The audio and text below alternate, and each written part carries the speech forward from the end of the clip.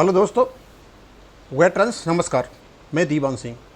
मैं आपको बताना चाहूँगा कि जहाँ से हमारा पेंशन अपडेशन के लिए एग्रीमेंट शुरू हुआ था 29/10/1993 से लेकर के, और जितने भी पहलू उससे संबंधित थे उनके बारे में बताया, और उसके बाद पेंशन अपडेशन के लिए जो कोर्ट में केस लड़े गए उनके बारे में भी मैंने बताया। अब क्योंकि पेंशन अपडेशन का मुद्दा जैसा का वैसा पड़ा हुआ है, अब आखिरकार इस मुद्दे को सुलझाने के लिए तरीका कौन सा है, और भी कुछ यहाँ पर कमेंट्स हैं वो भी मैं बताऊंगा, और क्या क्या डेवलपमेंट हुए। एक्चुअल में सारे डेवलपमेंट आप लोगों के सामने रखना चाहता हूँ, और उसके बाद हम बताएंगे कि ऐसा करें क्या जिससे ये हो सकता है। तो एक बात तो क्लियर हो गई कि 29/10/1993 के एग्रीमेंट में पेंशन अपडेशन था। उसके बाद रेगुलेशन जो आपका 1995 है उसमें पेंशन अपडेशन है, लेकिन उस पेंशन अपडेशन को अनेक्सर 1 डाल करके प्री 995 कर दिया गया, जो बाद वालों को नहीं दिया गया। इसी को लेकर के कोर्ट में गए। कोर्ट ने यह क्लियर कर दिया कि सेंट्रल पे कमीशन के अनुसार आपको पेंशन नहीं दी जा सकती, क्योंकि आपकी कंडीशन अलग है, उनकी कंडीशन अलग है। वहां से भी क्लियर हो गए। कुछ केसेस BP 995 पे लड़े गए, लेकिन वहां भी कोर्ट ने माना कि इसमें पेंशन अपडेशन नहीं है। शायद जो भी वकील था उसको सिद्ध करने में नाकामयाब रहा कि उसमें पेंशन अब है नहीं। अब ये वकील का काम है, जुडिशियल जो मैटर है वो सारा का सारा वकील और जजों के बीच का मैटर है। अब सवाल ये उठता है कि हमारे पास उपयुक्त चीज़ क्या है। तो पहला चीज़ तो सबसे पहला चीज़ IVA और UFVU मिल करके इसको समाधान निकाले, सबसे बड़ा ये है। तो ये तो निकालने वाले हैं नहीं, क्योंकि इनका जितने भी डेवलपमेंट्स हैं, चाहे IVA ने एफिडेविट दिया कोर्ट में, चाहे इनकी अब बात के डेवलपमेंट हैं, या फिर UFVU के जो कारनामे हैं, इवन ये फिलिस्तीन को 5-5 लाख रुपए दे करके, तो ये तो सुलझा नहीं रहे। तो क्या फिर गवर्नमेंट कॉल करे? तो गवर्नमेंट ने तो कई बार किया है, इनसे संगठन मिलने गए, प्राइम मिनिस्टर से मिलने गए हुए, सीतारमन जी से मिलने गए हुए हैं, वहाँ भी कोई समस्या का समाधान निकला। तो आपके पास आखिरकार विकल्प किया, तो आपके पास विकल्प है कोर्ट। अब कोर्ट में आप क्या करोगे? तो सेंट्रल पे कमीशन के अनुसार तो आपको मिलेगा नहीं। सेंट्रल पे कमीशन के बराबर मिलना अलग बात है, और जो आपके सेंट्रल कर्मचारियों के जो पेंशन के रूल्स हैं वो अलग बात है। दोनों चीज़ अलग अलग हैं, एक में प्रोविजंस हैं, एक में बेनिफिट्स हैं। कभी कभी लोग इसको वो कर लेते हैं। अब करें तो क्या करें? आपके पास रहता है केवल और केवल एक रेगुलेशन 1995 का क्लॉज का रेगुलेशन 35.1। आप उसके किस प्रकार कोर्ट में रख पाते हो वो आपको जीत दिलाएगा। और ये किसका काम है? वकील का काम। वकील चाहिए बहुत ही तेज तर्राट और उसको रख सके, क्योंकि जब पेंशन अपडेशन प्री 1995 को है तो बाद वालों को क्यों नहीं है, इसको वकील सिद्ध करके बताएगा। बहुत सारी बातें मैंने बताई, अब मैं वहां ज़्यादा नहीं जाऊंगा। यहाँ कुछ मैंने और देखी, कुछ डेवलपमेंट। मैं सारे डेवलपमेंट इसलिए डाल रहा हूँ कि हमारे जो जितने भी पेंशनर्स हैं वो एक बार से कम हो जाएं। और ये डेवलपमेंट जो है ना, अभी जो EIBRF लीगल कमेटी के माध्यम से 35 का अध्ययन कराने जा रही है, बहुत अच्छी बात है। बी बैंकर्स भी अभी कोई मीटिंग वगैरह कर रहे हैं 8 जुलाई को। और उसके बाद जो आपके EIB पार्क वो कहीं भूख हड़ताल करने जा रहे हैं। अब भूख हड़ताल के बारे में मैं बता दूं, यदि आप भूख हड़ताल करते हो तो केवल ये फॉर्मेलिटी नहीं होनी चाहिए, क्योंकि 2015 में भूतपूर्व सैनिकों का भूख हड़ताल हुआ था। अब भूतपूर्व सैनिकों का जो दम है और आप में बराबर देख लेना, क्योंकि वो तो मरने मारने पर उतारू हो जाते, और मरने मारे उतारू हो गए जब उनको वो आरोप मिली थी, अदरवाइज नहीं मिलती।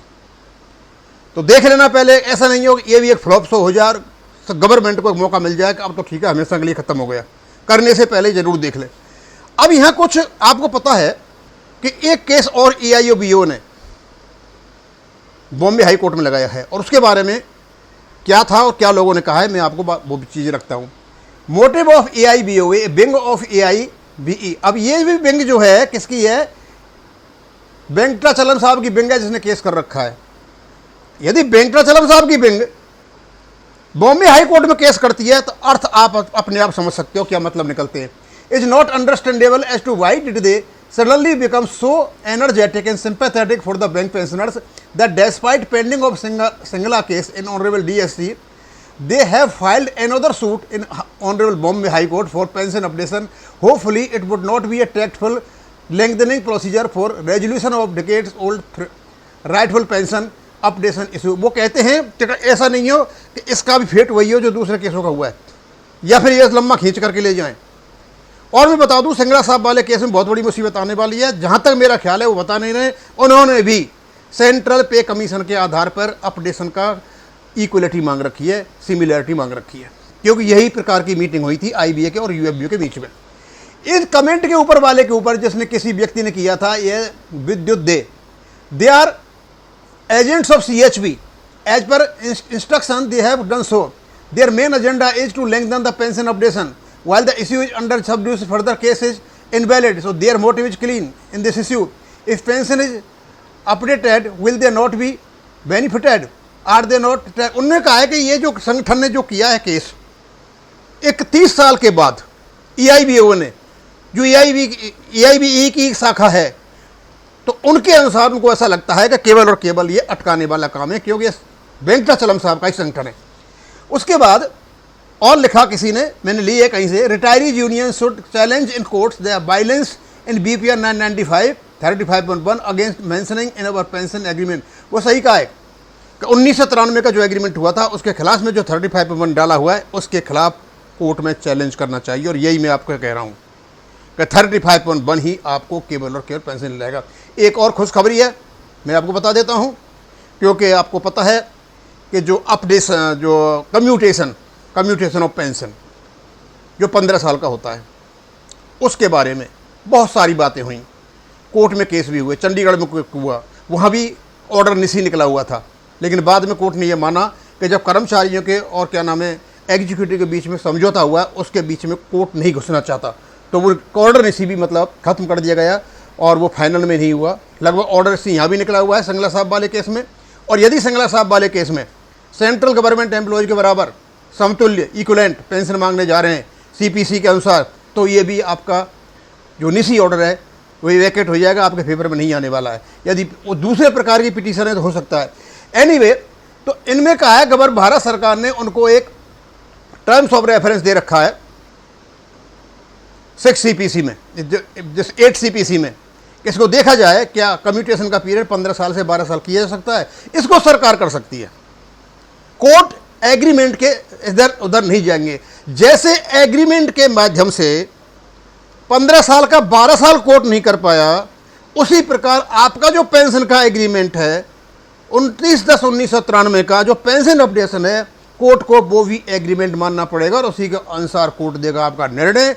जब तक एग्रीमेंट को हाईलाइट नहीं करोगे, जब तक ये नहीं बताओगे अपडेशन उसमें कैसे है और कैसे नहीं है, और सारा का RBI का लेकर के आपका सेंटर पे जैसे CCS रूल्स का लेकर के तब तक कोर्ट में नहीं बताओगे, तब तक कोर्ट को आप संतुष्ट करने नहीं जा रहे हो। और मैं तो यही आशा करूँगा सिंगला साहब से, सिंगला साहब वाले केस में सेवाराम जी से, यदि आपने किसी भी प्रकार से वेतन आयोग के बराबर CPC के बराबर इक्विवेलेंट पेंशन मांग रखी है तो कृपया इसको निकाल दें, क्योंकि उसको पहले ही कोर्ट ने इनवैलिड मांग। आप कोर्ट में बहस कर सकते हो लेकिन उस पर जीत नहीं सकते हो। और यदि इस प्रकार का है तो अपनी पिटीशन बदल दें टाइम लेकर के, और यदि आप नहीं करते हो तो रिजल्ट वही होगा जो पहले हुआ है। और इसके अलावा मेरा एक और केस आएगा कल, मैंने डाल रखा है, उसको आपके पास पहुंच जाएगा। तो इन केसों को देखने के बाद और सारी परिस्थिति देखने के बाद और सब चीज़ देखने के बाद आप स्वयं अंदाज लगा सकते हो कि हमारा पेंशन अपडेशन कहाँ से निकलेगा। अब क्योंकि आपको पता है मैं तो अकेला हूँ, लेकिन जो ऑर्गेनाइजेशन होते हैं बहुत बड़ी ताकत होती है।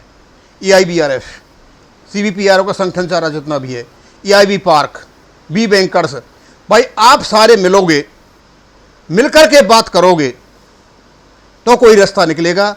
अपनी अपनी ढपली, अपना अपना राग बजाओगे तो ये रास्ता नहीं निकलने वाला है, ये ऐसे ही रहेगा जैसे पड़ा हुआ है, क्योंकि UFBO से तो कोई आपको सहारा मिलने वाला है नहीं। अब इसको मैं यहीं ख़त्म करूँगा। थैंक यू, धन्यवाद।